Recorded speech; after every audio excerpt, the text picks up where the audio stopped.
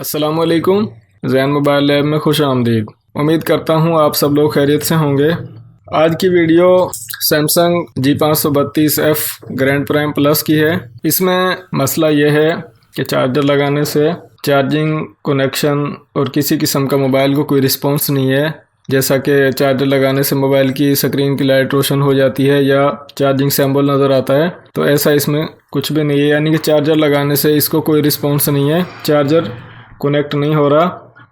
जैसा कि ये चार्जर, और आप देख सकते हैं कि मैं इसको मोबाइल को चार्जर से मैंने कनेक्ट किया, लेकिन आप यहाँ पर बैटरी में निशान देख सकते हैं कि चार्जर जो है वो कनेक्ट नहीं हुआ और चार्जर की तार जैसा कि आप देख सकते हैं लगी हुई है। तो आइए इसको रिपेयर करते हैं।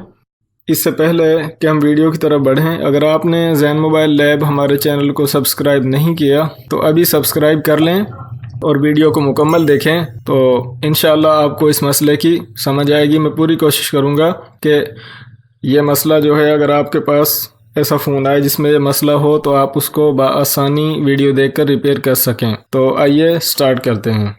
मोबाइल को ओपन किया हुआ है और अब मैं इसको यहाँ से इसकी जो इनर बॉडी है इसमें से इसको मैं निकाल कर, और जो ये इसका एलसीडी और ये जो सिस्टम है इसको साइड पर रख देता हूँ। और ये मदरबोर्ड मोबाइल का, आइए इसके बारे में मैं आपको समझाने की कोशिश करूँगा।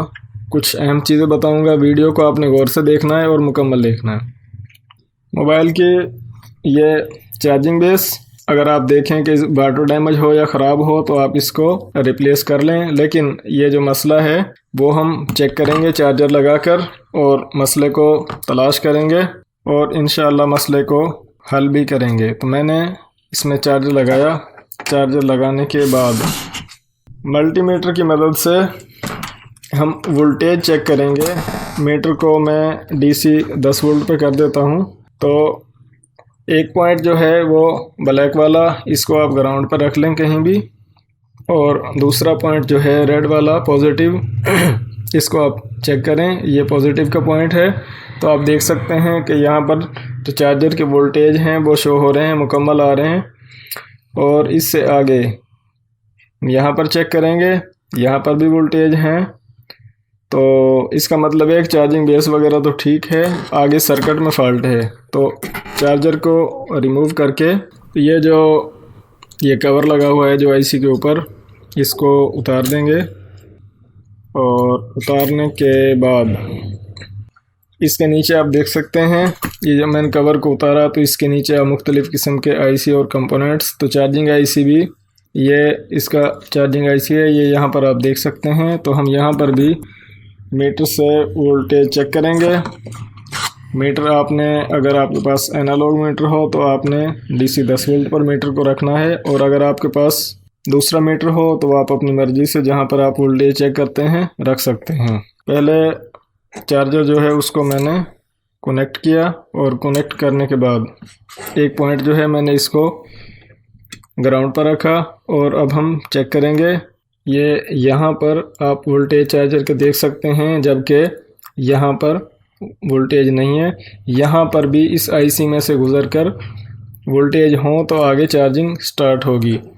तो चार्जर गलत लगाने की वजह से या वोल्टेज के अप डाउन की वजह से ये जो छोटा IC है, ये आप देख सकते हैं, ये जो ब्लैक में आपको नज़र आ रहा है छोटा सा, ये डैमेज हो गया है। तो इसको हीट गन की मदद से रिमूव करेंगे। और रिमूव करने के बाद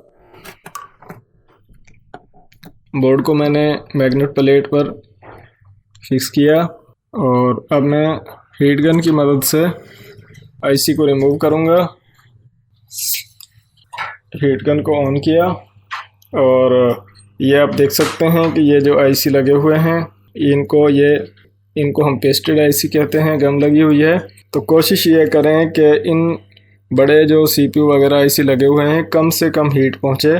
तो इसलिए हीट गन को मैं थोड़ा सा साइड पर रखूँगा और बिल्कुल यानी कि कोशिश करूँगा कि सिर्फ ये थोड़ा सा एरिया जो है बोर्ड का यही हीट हो, ताकि मैं इस IC को रिमूव कर सकूं। और ये जो आईसी लगे हुए हैं, सीपीयू वगैरह, ये हीट से महफूज रहें, यानी कि इनको कम से कम हीट पहुँचे। तो जैसे ही आप जानते हैं कि जब भी हम किसी कंपोनेंट्स को हीट करते हैं तो उसको पेस्ट ज़रूर लगाते हैं। तो ये मैंने आईसी जो है हीट गन से रिमूव किया और यहाँ से मैंने आईसी को रिमूव किया है। अगर आईसी के नीचे जो पॉइंट्स हैं उनमें आपको शोल्डर ज़्यादा नज़र आए या पॉइंट आपस में मिक्स हो रहे हों तो आप उनको काबिये की मदद से साफ़ कर सकते हैं और अलग-अलग कर दें। पॉइंट आप देख सकते हैं कि आपको वाज़े नज़र आ रहे हैं। अब थोड़ा सा हम मल्टीमीटर का इस्तेमाल करेंगे और मल्टीमीटर जो है उसको कंटिन्यूटी चेक करने के लिए, यानी कि पार्ट्स चेक करने के लिए, यहाँ DC 10 वोल्ट से X10 पर, यहाँ पर ये X10 है, यहाँ पर हमने मीटर को सेट किया और अब यानी कि हमने यहाँ पर वोल्टेज चेक किए थे, इस कैपेसिटर पर वोल्टेज हमने चेक किए थे। तो अब हम चेक करेंगे कि इस कैपेसिटर से कौन कौन से आईसी के पॉइंट जो हैं वो कनेक्टेड हैं।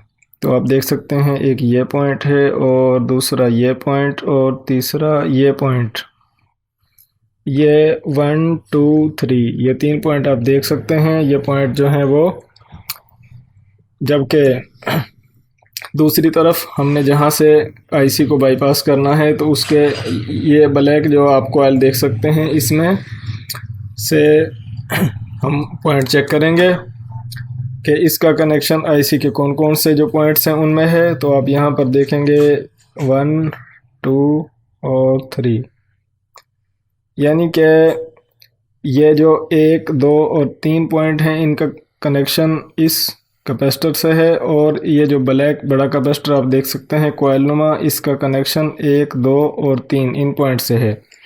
सिंपल ये है कि ये जो पहली लाइन को छोड़कर दूसरी और तीसरी लाइन जो है, इनके ये जो 6 पॉइंट्स हैं इनको अगर आप आपस में मिला दें तो कोई मसला नहीं, बआसानी चार्जिंग जो है वो मोबाइल इंशाल्लाह शुरू करेगा। और इसका मैं आपको आसान हल बता देता हूँ, वो आपकी मर्ज़ी है कि अगर आपको काबिये पर बिल्कुल महारत है तो आप आईसी के जो बारीक पॉइंट्स हैं उनमें जंपर कर लें, और अगर आप आसानी के लिए चाहते हैं तो आप यहाँ से इस पॉइंट में से जंपर लगाएंगे। इस पॉइंट में चाहे आप इधर लगा दें चाहे इधर लगा दें, वो आपकी मर्ज़ी है, जहाँ आपको आसान लगे। तो आपकी आसानी को मद्देनज़र रखते हुए मैं जंपर वायर को मैंने पहले भी 1-2 वीडियोस में इस बात का जिक्र किया, बताया था कि जंपर वायर को सिर्फ उतना ही शोल्ड करते हैं जितना हिस्सा हमने शोल्ड करना है जहाँ पर हमने टाँका लगाना है, ताकि शोल्ड हुआ हिस्सा किसी और चीज़ के साथ टच होकर मसला ना करे। तो पहले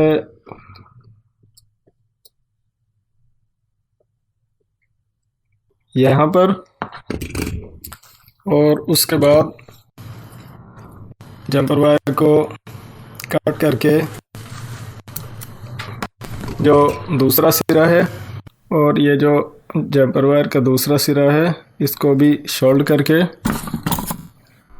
और चिमटी की मदद से यहाँ पर ये जो कैपेसिटर है जहाँ पर हमने वोल्टेज चेक किए थे वहाँ पर हम इसको कनेक्ट कर देंगे जंपर वायर की मदद से। आप देख सकते हैं जंपर जो है वो हो चुका है और अब हम मोबाइल के बोर्ड को दोबारा से फिट करेंगे। उसकी मोबाइल की इनर बॉडी और एलसीडी पैनल के साथ और बैटरी डाल देंगे और बैटरी डालकर यहाँ पर इसी तरह हम चेक करेंगे इसको चार्जर लगाकर। और आप ये चार्जर भी देख सकते हैं, लाइट जो है वो ग्रीन है और कभी कभी रेड ब्लिंक भी करती है। तो ये जब ब्लिंक करेगी तो वो मोबाइल का अपना फंक्शन है कि जिस तरह से स्लो चार्जिंग होती है, कुछ देर के लिए करंट बंद किया जाता है।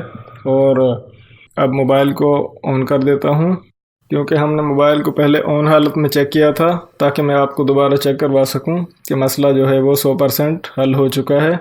चार्जिंग ऊपर शो भी हो रही है और सेविंग भी हो रही है।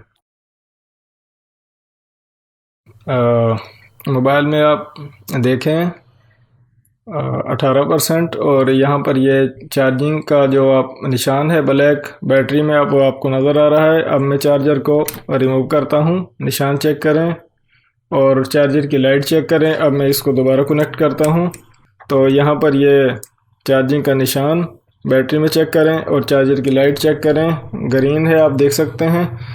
तो दोस्तों उम्मीद करता हूँ कि आपको ये G532 ग्रैंड प्राइम प्लस की चार्जिंग का मसला समझ आ गया होगा। तो इसी तरह की मज़ीद यूज़फुल वीडियोस देखने के लिए ज़ैन मोबाइल लैब हमारे चैनल को सब्सक्राइब कर लें, वीडियोस को मुकम्मल देखा करें, वीडियोस पर कमेंट करें, वीडियोस को लाइक करें, वीडियोस को शेयर करें। अपना ढेर सारा ख्याल रखें। अल्लाह हाफिज़।